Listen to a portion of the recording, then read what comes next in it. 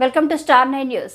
రాష్ట్ర ఐటీ శాఖ మంత్రి నారా లోకేష్ స్ఫూర్తితో ఆయన మంగళగిరిలో నిర్వహిస్తున్న ప్రజా దర్బార్ కార్యక్రమాన్ని త్వరలో కందుకూరు నియోజకవర్గంలో కూడా ప్రారంభిస్తామని ఎమ్మెల్యే ఇంటూరి నాగేశ్వరరావు ప్రకటించారు.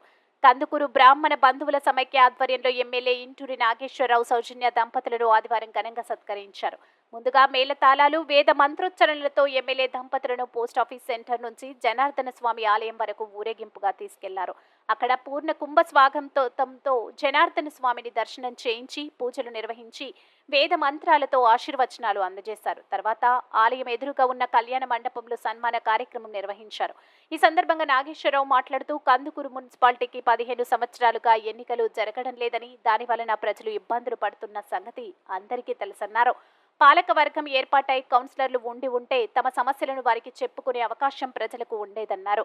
మున్సిపల్ శాఖ మంత్రి నారాయణ సహకారంతో అడ్డంకులను తొలగించి త్వరలో ఎన్నికలు నిర్వహించేందుకు కృషి చేయనున్నట్లుగా నాగేశ్వరరావు చెప్పారు. మరోవైపు కందుకూరు పట్టణ ప్రజలు ఇన్నాళ్లుగా రకరకాల ప్రచారాలతో ఆందోళనకు గురయ్యేవారని, ఇకపై ఎవరూ భయపడాల్సిన పని లేదన్నారు. గత ఎన్నికల్లో బ్రాహ్మణ సోదర సోదరీమణులు అందరూ తనకు పూర్తిగా అండగా నిలబడ్డారని, తనకు సహాయ సహకారాలు అందించిన వారందరికీ చేతులెత్తి నమస్కరిస్తున్నారని నాగేశ్వరరావు అన్నారు. బ్రాహ్మణులకు చిన్న సమస్య వచ్చినా తన దృష్టికి తీసుకువస్తే వెంటనే వాటిని పరిష్కరిస్తానని హామీ ఇచ్చారు.